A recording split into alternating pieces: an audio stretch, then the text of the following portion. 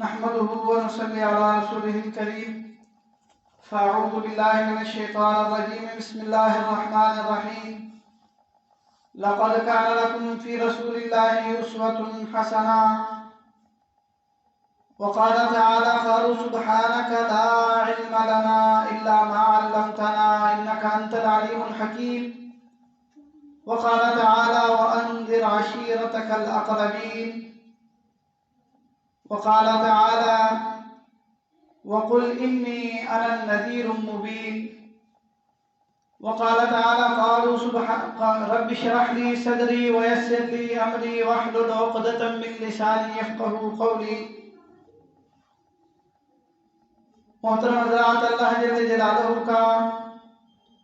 ہم سب پہ بڑا فضل احسان کرم ہوا۔ اللہ پاک نے ہم سب کو آقا نامدار علیہ السلام کی امت کے اندر پیدا فرما دیا اور حضور علیہ السلام کا امتی ہونے کا شرف اللہ نے ہم سب کو عطا فرمایا۔ اللہ جل جلالہ کی جتنی بھی نعمتیں ہیں ہم سب پہ، ساری کی ساری نعمتوں میں سب سے بڑی نعمت یہ ہے کہ اللہ پاک نے ہم سب کو محمد علیہ السلام کا امتی بنایا ہے،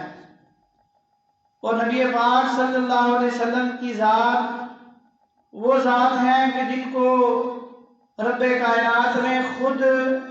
قرآن حکیم میں فرمایا کہ لَقَدْ كَانَ لَكُمْ فِي رَسُولِ اللَّهِ أُسْوَةٌ حَسَنَةٌ، کہ جناب علیہ السلام کی ذات کے اندر تمہارے لیے بہترین نمونہ ہے زندگی گزارنے کے اعتبار سے۔ تو اب ہم سب کامیابی چاہتے ہیں، دنیا کا ہر انسان کامیابی کا طالب ہے، کامیاب ہونا چاہتا ہے، تو اللہ جل جلالہ نے کامیابی کو آقا نامدار علیہ السلام کی مبارک سیرت کے اندر، مبارک طریقوں کے اندر رکھا ہوا ہے۔ جو شخص بھی حضور صلی اللہ علیہ وسلم کی سیرت کو اپنائے گا، آقا نامدار صلی اللہ علیہ وسلم کے مبارک طریقوں کو اپنی زندگی کے اندر اجاگر کر کے زندگی کو گزارے گا، اللہ جل جلالہ دنیا کے اندر بھی اس کو کامیاب فرما دیں گے، اور دنیا کے بعد آخرت والی جو نہ ختم ہونے والی زندگی ہے، اللہ اس کے اندر بھی اس انسان کو کامیابی سے ہمکنار فرمائیں گے۔ شرط یہ ہے کہ حضور صلی اللہ علیہ وسلم کے نقش قدم پہ اپنی زندگی کو گزارے۔ اللہ ایسی عزتوں سے نوازیں گے کہ قیامت تک کے لیے اس کے لیے عزتیں، قیامت کے بعد یعنی کہ مرنے کے بعد کی جو زندگی ہوگی اس کے اندر بھی اللہ جل جلالہ اس شخص کو کامیاب فرما دیں گے۔ تو حضور نبی کریم علیہ السلام کو اللہ نے نبوت عطا فرما دی۔ آقا نامدار علیہ السلام نے جب اپنے پھر نبوت کے بعد اللہ جل جلالہ کا حکم ہوا، حضور صلی اللہ علیہ وسلم کے گھرانے کے لوگ نبی پاک صلی اللہ علیہ وسلم کے دست مبارک پر اسلام میں داخل ہوئے۔ صدیق اکبر رضی اللہ عنہ حضور صلی اللہ علیہ وسلم کے دست مبارک پہ اسلام لے آئے۔ پھر اسی طرح غلاموں میں حضرت زید وہ اسلام لے آئے، بچوں میں حضرت علی اسلام لے آئے، اور رفتہ رفتہ صحابہ کرام ایک ایک دو دو اسلام کے اندر داخل ہونا شروع ہو گئے۔ تو یہ اللہ جل جلالہ کے حبیب علیہ السلام نے اس انداز سے دعوت کو بالکل کھلے عام طور پہ شروع نہیں فرمایا تھا، اس کو مخفی رکھا ہوا تھا۔ اندر اندر جو ہے لوگوں کو دعوت چل رہی تھی اور لوگ جو ہے اسلام کے اندر آتے جا رہے تھے، اور اسی انداز میں نبی پاک صلی اللہ علیہ وسلم کے 3 سال گزر گئے، یعنی اس مخفی طور پہ جو دعوت تھی، دعوت یعنی کہ لوگ کھلے عام دعوت نہیں تھی، مخفی دعوت چل رہی تھی، اسلام میں لوگ آ رہے تھے۔ تو اس انداز کو 3 سال گزر گئے۔ اب 3 سال جب ہو گئے تو اس 3 سال کے عرصے کے بعد پھر اللہ جل جلالہ نے علی الاعلان اسلام کی دعوت کا حکم نازل فرمایا اور حضور علیہ السلام کو اللہ نے ارشاد فرما دیا کہ آپ اب کھلے عام جو ہے اپنے رشتہ داروں کو لوگوں کو دین کی دعوت دیں، اور اللہ نے فرمایا فَاصْدَعْ بِمَا تُؤْمَرُ وَأَعْرِضْ عَنِ الْمُشْرِكِينَ، اور فرمایا کہ وَأَنذِرْ عَشِيرَتَكَ الْأَقْرَبِينَ، کہ اب آپ جو ہے صاف صاف اعلان کر دیجئے، اور جو ہے فرمایا مشرکین کہ آپ کوئی پرواہ نہ کریں۔ اعلان کس چیز کا؟ جس چیز کا اللہ نے حکم دیا ہے، توحید کا، اپنی رسالت کا، فرمایا کہ آپ واضح طور پر اعلان فرما دیجئے، اور جو مشرک لوگ ہیں آپ ان کی پرواہ نہ کریں، اور فرمایا کہ سب سے پہلے آپ اپنے جو قریبی رشتہ دار ہیں جو کفر و شرک میں ہیں ان کو ڈرائیے۔ وَأَنذِرْ عَشِيرَتَكَ الْأَقْرَبِينَ، جو آپ کے اپنی خاندان کے لوگ ہیں، اللہ جل جلالہ نے فرمایا حبیب علیہ السلام سب سے پہلے آپ اپنے خاندان کے لوگوں کو ڈرائیے عذاب سے اور ان کو باخبر کیجئے، اور فرمایا کہ وَاخْفِضْ جَنَاحَكَ لِمَنْ تَبِعَكَ مِنَ الْمُؤْمِنِينَ، اور جو لوگ آپ پہ ایمان لا کر آپ کا اتباع کریں، فرمایا کہ ان کے ساتھ ذرا آپ نرمی اور شفقت والا معاملہ رکھیں، اور فرمایا کہ آپ کہہ دیجئے وَقُلْ إِنِّي أَنَا النَّذِيرُ الْمُبِينُ، کہ آپ یہ اعلان واضح طور پر کر دیں کہ میں تمہیں جو ہے واضح طور پر ڈرانے والا ہوں، کھلے عام یعنی صاف صاف لفظوں میں تمہیں جو ہے ڈرانے کے لیے آیا ہوں اللہ کے عذاب سے۔ فرمایا کہ آپ اب یہ جو ہے عمل جاری کریں، لوگوں کو اسلام کی دعوت علی اعلان دے دیں۔ تو جب یہ امر اللہ کے حبیب علیہ السلام پر نازل ہوا اللہ کی طرف سے، تو آقا نامدار علیہ السلام کوہ صفا پر یعنی صفا پر جو صفا کی پہاڑی تھی اس پہ آئے، اور آقا نامدار علیہ السلام نے وہاں چڑھ کر کھڑے ہو کر قریش کے لوگوں کو، جتنے بھی پھر قریش کی شاخیں تھی ان کو نام بنام اونچی آواز سے پکارا، اپنی طرف متوجہ کیا، تو وہ سارے کے سارے قریش کے جتنے لوگ تھے وہ حضور علیہ السلام کے پاس وہاں سارے آ گئے۔ تو جب حضور علیہ السلام نے دیکھا کہ اب سب آ گئے ہیں، تو نبی پاک صلی اللہ علیہ وسلم نے وہ جو اپنے خاندان کے لوگ وہاں جمع ہوئے قریش کے لوگ آئے، تو نبی پاک صلی اللہ علیہ وسلم نے ان سے فرمایا کہ اگر میں تم کو یہ کہوں کہ اس پہاڑ کے دامن سے دوسری طرف سے ایک بہت بڑا لشکر جرار آ رہا ہے اور تمہارے اوپر حملہ آور ہونے والا ہے، کیا تم میری اس بات کی تصدیق کرو گے؟ تو قریش کے جتنے بھی وہاں لوگ تھے جو موجود تھے وہاں،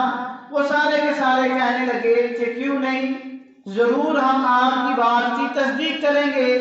کیونکہ آج تک ہم نے آپ کو جھوٹ بولتے ہوئے دیکھا ہی نہیں، آپ صدق و امانت کے فرمایا کہ پیکر ہیں، آپ کے اندر ہم نے نہ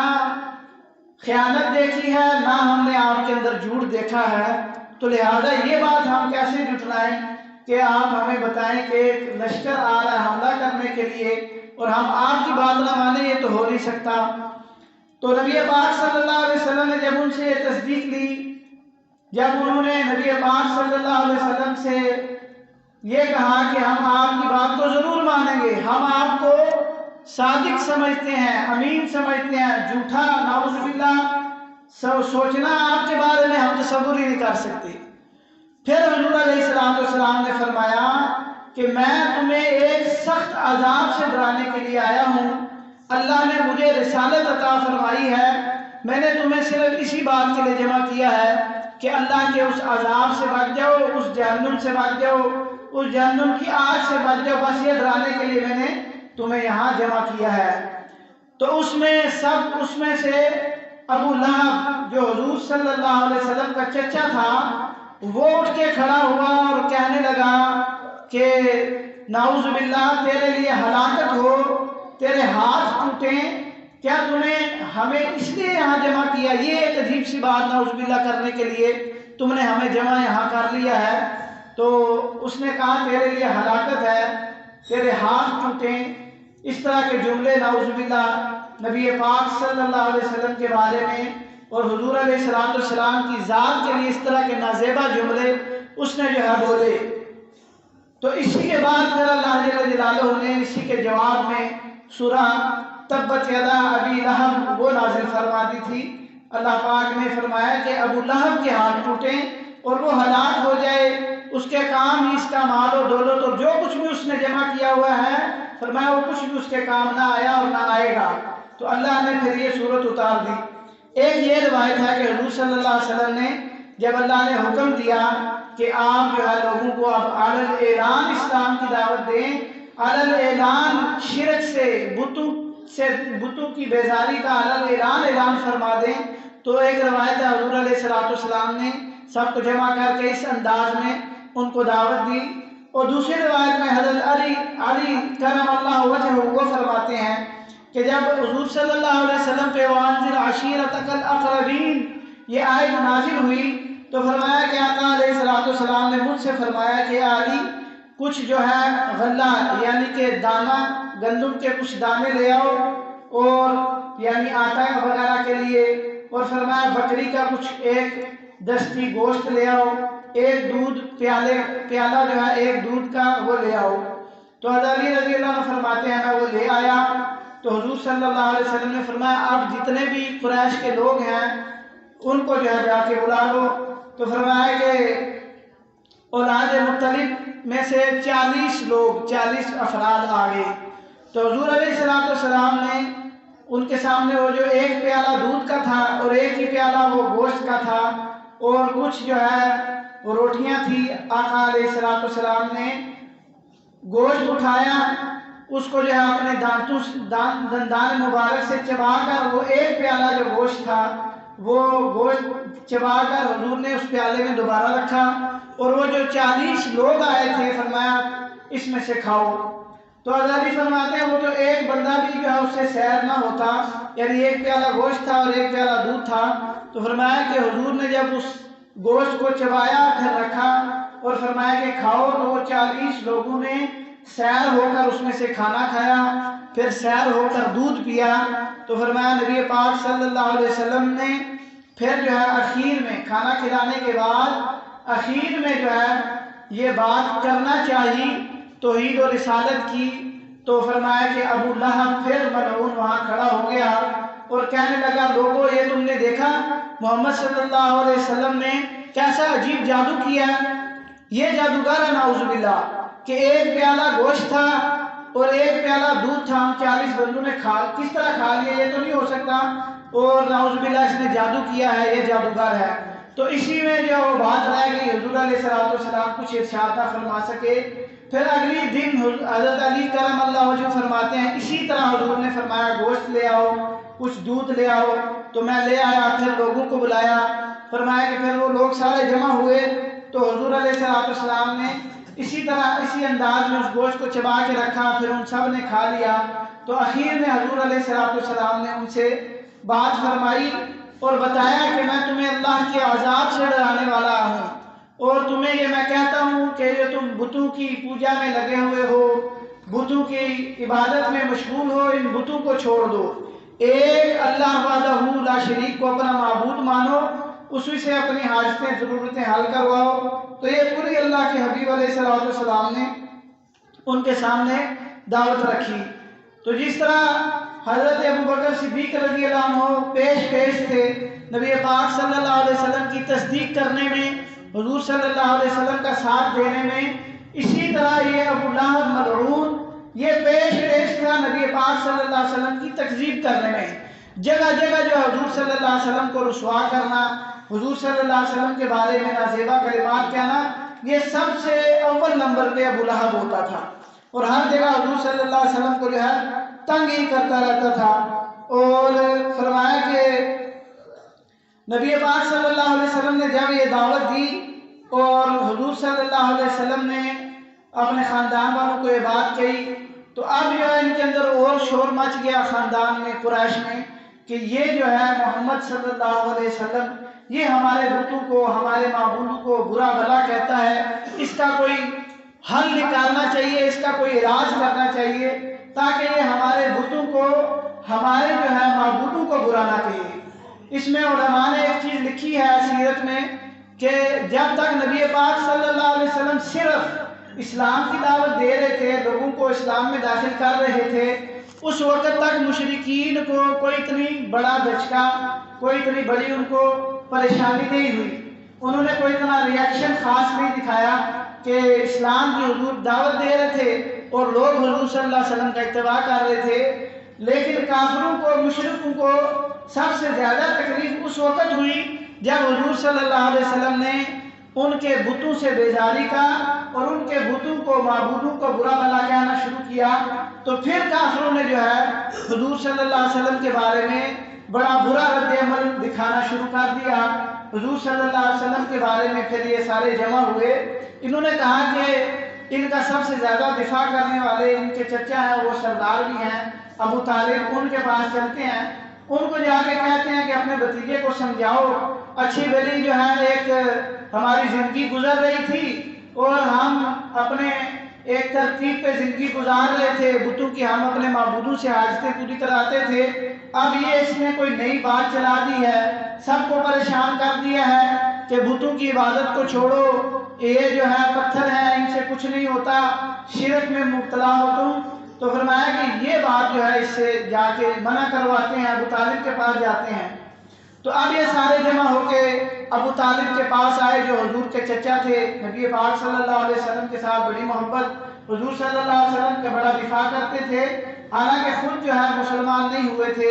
نہ حضور صلی اللہ علیہ وسلم کا کلمہ پڑا تھا، لیکن حضور کا پورا دفاع کرتے تھے۔ تو وہ آئے، ابو طالب نے نبی پاک صلی اللہ علیہ وسلم کو کہا کہ اے میرے بیٹے، یہ جو ہے میرے پاس آئے ہیں۔ پہلے ایک دفعہ آئے تو ابو طالب نے ان کو ٹال مٹول کر کے واپس کر دیا، پھر یہ کچھ دنوں بعد پھر آ گئے کہ آپ پھر سمجھائیں، پھر انہوں نے ان کو واپس بھیج دیا کہ چلو میں بات کرتا ہوں۔ تیسری دفعہ جب دوبارہ وہ آئے تو اب ابو طالب نے حضور علیہ السلام کو بلایا اور بلا کے بڑے پیار سے، بڑے شفقت سے کہنے لگے کہ اے میرے بھتیجے، قریش کے تمہارے خاندان کے لوگ جو ہے میرے پاس آئے تھے اور آ کر انہوں نے یہ باتیں کی ہیں کہ تم ان کے معبودوں کو، بتوں کو برا بھلا کہتے ہو، تو اے میرے عزیز تم اس طرح نہ کرو، اپنے لیے بھی مسائل کو نہ بڑھاؤ اور میرے لیے بھی مسائل کو زیادہ وہ جنم نہ دو۔ تو حضور علیہ السلام نے جب اپنے چچا سے بات سنی تو فرمایا کہ نبی پاک صلی اللہ علیہ وسلم یہ سمجھ گئے کہ اب شاید چچا جو ہے میری مدد کر کر کے اب ان کی یعنی کہ بس ہو گئی ہے، اب وہ مزید برداشت نہیں کر سکتے۔ تو فرمایا حضور علیہ السلام نے، حضور صلی اللہ علیہ وسلم نے فرمایا کہ اے میرے چچا، آپ بھی میری ایک بات سن لیں، میرے ایک اور یہ کتابوں میں لکھا ہے، یہ بات ارشاد فرماتے ہوئے آقا نامدار علیہ السلام کی آنکھوں میں جو ہے آنسو جاری تھے کہ ایک سہارا تھا چچا، وہ بھی جو ہے اب شاید جو ہے میری مدد سے پیچھے ہٹ رہے ہیں، لیکن حضور نے اپنا موقف بڑے واضح انداز میں بیان فرمایا اور فرمایا کہ اے میرے چچا، اگر میرے ایک ہاتھ میں سورج کو رکھ دیا جائے، دوسرے ہاتھ میں چاند کو رکھ دیا جائے اور پھر مجھ سے کہا جائے کہ تم اپنی اس بات سے ہٹ جاؤ، اپنے اس موقف سے ہٹ جاؤ کہ ہمارے بتوں کو، معبودوں کو برا بھلا نہ کہو، تو فرمایا کہ میرے چچا یہ کبھی نہیں ہو سکتا، ایک ہاتھ پہ سورج آ جائے، دوسرے ہاتھ پہ چاند آ جائے، پھر بھی میں جو ہے اپنی بات سے، دین اسلام کی دعوت سے اور بتوں کی برائی بیان کرنے سے میں پیچھے نہیں ہٹوں گا۔ تو فرمایا جب ابو طالب نے یہ بات سنی تو کہنے لگے چل میرے بھتیجے سے ٹھیک ہے، لیکن میں تمہارا جو پھر بھی دفاع کرتا رہوں گا، میں تمہارے لیے قریش والوں سے جو لڑتا رہوں گا جب تک میں زندہ ہوں۔ تو حضور علیہ السلام کا آپ اس عزم دیکھیں، اور حضور صلی اللہ علیہ وسلم نے یہ جو بات کہی کہ ایک ہاتھ پہ سورج، دوسرے ہاتھ پہ چاند، کہ یہ جو ہے روشنی کی واضح دلیلیں ہیں دونوں، فرمایا یہ بھی آ جائیں، تو فرمایا کہ ان کی کیا روشنی ہے، ان کے اندر کیا وہ چیز ہے کہ جو چیز مجھے، جو نور مجھے اللہ نے دیا ہے، فرمایا کہ میں اس سے پیچھے ہٹ جاؤں یا اس نور کو پھیلانے سے باز آ جاؤں، فرمایا یہ بات نہیں ہو سکتی۔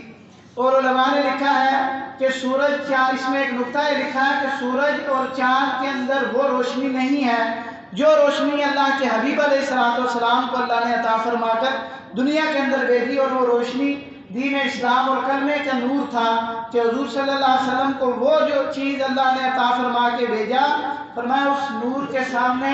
حضور علیہ السلام کا وہ جو نور تھا، فرمایا اس کے سامنے چاند اور سورج ان کی روشنی بھی ماند ہے۔ تو لہذا حضور صلی اللہ علیہ وسلم نے فرمایا کہ اے میرے چچا، اگر ایک ہاتھ پہ چاند آ جائے، دوسرے ہاتھ پہ سورج آ جائے، تو میں تو اپنے اس موقف سے پھر بھی پیچھے نہیں ہٹوں گا۔ تو نبی پاک صلی اللہ علیہ وسلم نے بتوں کے بارے میں یعنی بیزاری کا اظہار فرما دیا اور فرمایا کہ یہ سارے کے سارے بے فائدہ ہیں، ان سے جو ہے کچھ بھی نہیں ہوتا۔ تب جو ہے ان قریش والوں کو، حضور صلی اللہ علیہ وسلم کے خاندان کو زیادہ تکلیف پہنچی کہ ہمارے بتوں کو جو ہے یہ برا بھلا کہتا ہے۔ اور اس میں پھر جو ہے پیش حضور صلی اللہ علیہ وسلم کی مخالفت میں ابو لہب تھا، وہ جگہ جگہ جو ہے حضور صلی اللہ علیہ وسلم کی برائیاں بیان کرتا۔ وہ ایک صحابی ہیں ربیع بن عباد بن ربیع یا ربیع بن عباد رضی اللہ عنہ، وہ فرماتے ہیں ایک دن میں نے دیکھا کہ جو ہے حضور صلی اللہ علیہ وسلم لوگوں کو اسلام کی دعوت دے رہے اور حضور صلی اللہ علیہ وسلم اپنا اسلام کا موقف جو ہے اپنے لوگوں کے سامنے بیان فرما رہے، تو میں نے دیکھا کہ ایک بھینگا بندہ جس کی ایک آنکھ ٹیڑھی ہوتی ہے، فرمایا وہ آیا اور آ کے لوگوں کو کہنے لگا کہ اے لوگو، یہ محمد نعوذ باللہ پاگل ہے، اس کی باتوں کو نہ سننا۔ تو فرماتے ہیں کہ میں نے لوگوں سے پوچھا یہ کون ہے، یہ جو بندہ جو ہے اس طرح کی عجیب عجیب باتیں کر رہا ہے؟ تو لوگوں نے مجھے بتایا کہ یہ جو بات کرنے والے ہیں جنہوں نے بات کی ہے وہ حضرت محمد صلی اللہ علیہ وسلم ہیں، اور جو ان کو جھٹلا رہا ہے وہ ان کا چچا ہے ابو لہب، وہ ان کی جو ہے مخالفت میں یہ باتیں کر رہا ہے۔ تو ابو لہب یہ پیش تھا کیونکہ ان کو تکلیف تھی کہ بتوں سے بیزاری اور بتوں کو برا کیوں کہا جا رہا ہے۔ اور اللہ جل جلالہ نے حضرت ابراہیم علیہ السلام کی بھی ایک خاص جو صفت قرآن کے اندر یہی بیان فرمائی کہ انہوں نے بتوں سے بیزاری کا اظہار فرمایا۔ اور اللہ قرآن میں فرماتے ہیں قد کانت لکم، کہ تمہارے لیے بہترین اسوہ حسنہ ہے، اسوہ ہے، نمونہ ہے۔ کس چیز میں فرمایا؟ فی ابراہیم علیہ السلام کی ذات میں۔ کس بارے میں فرمایا کہ والذین معه اذ قالوا لقومهم انا براء منکم ومما تعبدون، کہ ہم تم سے بری ہیں اور ہم ان چیزوں سے بھی بری ہیں، ان سے بھی بری ہیں، یعنی تمہارے معبود جو بت ہیں ابراہیم علیہ السلام نے ان سے بھی برات کا اور بیزاری کا اعلان فرمایا۔ تو اللہ فرماتے ہیں کہ یہ تمہارے لیے ایک بہترین نمونہ ہے کہ ہم جو ہے ایک ہے اللہ کے اوپر ایمان رکھنا، الحمدللہ اللہ کے لیے محبت رکھنا، اور اسی کے ساتھ ہے البغض للہ کہ اللہ کے لیے نفرت بھی رکھنا، کہ جیسے ہمیں اسلام سے محبت ہے اسی طرح دوسری طرف ہمیں کفر سے اور کفر کے جتنے بھی جو ہے کام ہیں ان سے بھی ہمیں سخت درجے کی نفرت ہونی چاہیے، زبانی بھی اور دل سے بھی، اور اس سے ہمیں زبان کا اظہار بھی کریں۔ اس چیز کا اللہ جل جلالہ نے قرآن میں ہمیں حکم دیا، اور اسی اظہار پہ پھر کفر کو تکلیف پہنچی اور نبی پاک صلی اللہ علیہ وسلم کی مخالفت میں آئے ہیں۔ اور کفر سے بیزاری کا اور شرک سے اور بتوں سے بیزاری کا اظہار کرنا یہ عظیمت ہے، حضور صلی اللہ علیہ وسلم کی سنت ہے، حضرت ابراہیم علیہ السلام کی یہ سنت ہے۔ تو نبی پاک صلی اللہ علیہ وسلم نے جب اپنا یہ موقف علی الاعلان بیان فرمایا، اب قریش نے حضور صلی اللہ علیہ وسلم کے لیے اور صحابہ اکرام رضوان اللہ علیہ مجمعین کے لیے جو وہ سختی کا پہلو تھا اس کو اور جو ہے تیز کرنا شروع کر دیا، اس کے اندر وہ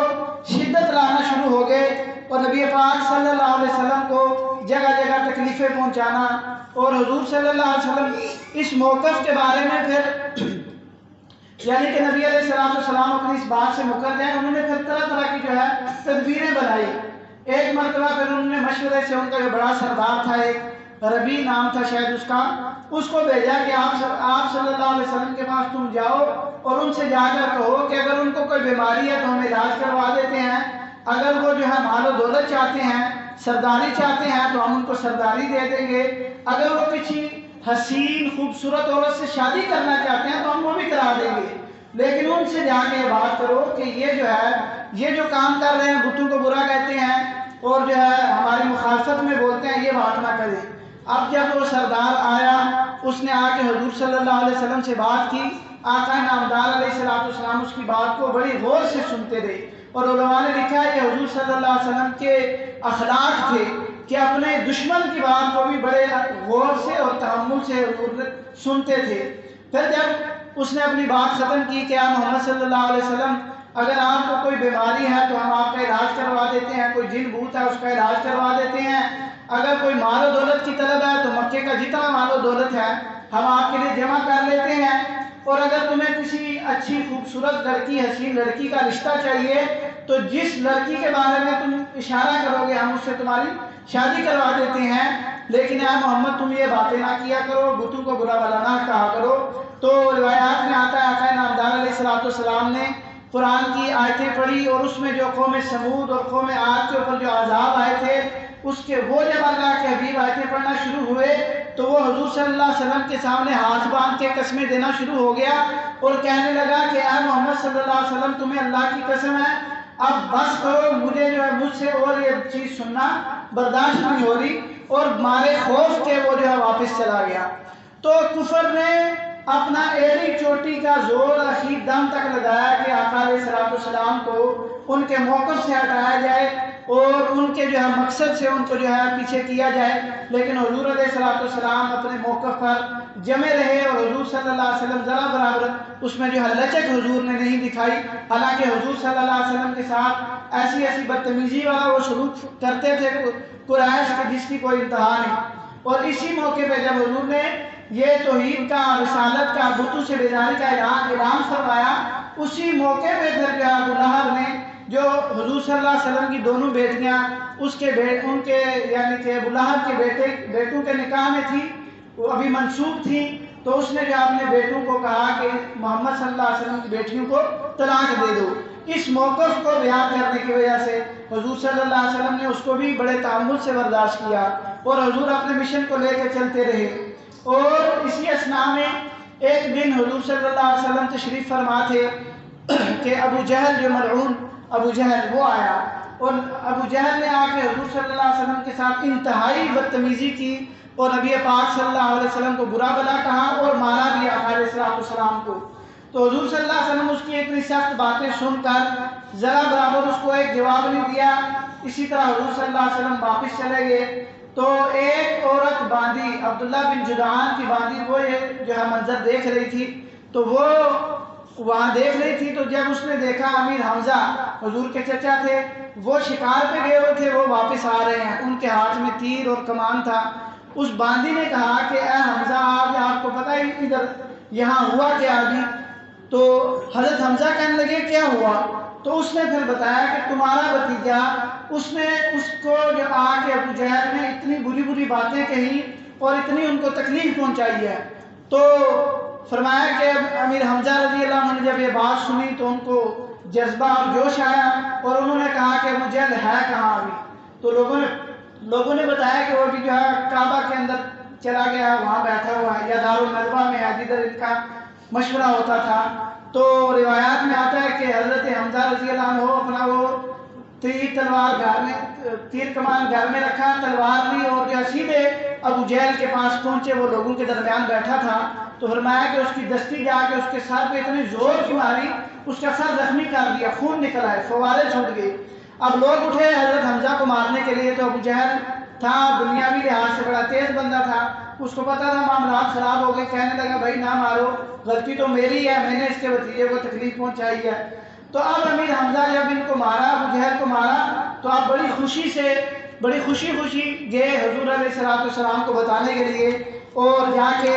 نبی پاک صلی اللہ علیہ وسلم کے پاس کہنے لگے کہ اے میرے بھتیجے محمد صلی اللہ علیہ وسلم تم خوش ہو جاؤ، میں نے جا کے ابو جہل سے تمہارا بدلہ لے لیا ہے، اور میں نے اس کو جا کے اتنی زور کی تلوار ماری، اس کا سر میں پھاڑ کے آ گیا اور زخمی کر دیا اس کو۔ حضور صلی اللہ علیہ وسلم سنتے جا رہے، آقا علیہ السلام کوئی آگے سے ارشاد نہیں فرما رہے، تو حضرت حمزہ کہنے لگے کہ اے میرے بھتیجے میں نے اتنا بڑا کارنامہ کیا، ابو جہل جیسے بندے کے ساتھ دشمنی مول لی، لوگ مجھے مارنے کے لیے اٹھے اور تم جو ہے کچھ کہہ ہی نہیں رہے، نہ کچھ خوشی کا اظہار کر رہے ہو۔ تو حضور علیہ السلام نے فرمایا کہ اے میرے چچا، اے میرے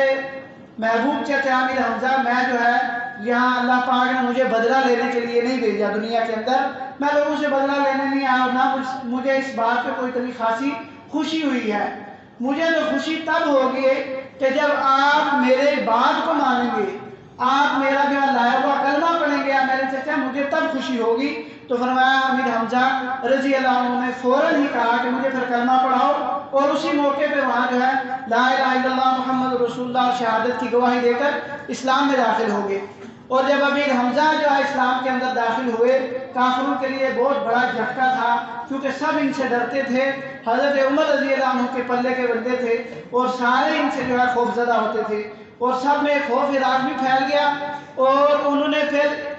حضرت حمزہ کے اسلام کے بعد اور جو ہے مسلمانوں کے لیے حالات کو سخت بنا دیا۔ پھر طرح طرح کی تکلیفیں، طرح طرح کے مسائل مسلمانوں پہ شروع ہو گئے۔ تو اس انداز میں اللہ کے حبیب علیہ السلام نے اعلان جو ہے اسلام کی دعوت، بتوں سے بیداری کا اعلان فرما دیا۔ جب اللہ پاک نے حضور صلی اللہ علیہ وسلم کو حکم دیا کہ اب آپ جو ہے اعلان اسلام کی دعوت اور اسلام کی موقف کو بیان کرے لوگوں میں، تو اللہ جل جلالہ ہم سب کو بھی حضور صلی اللہ علیہ وسلم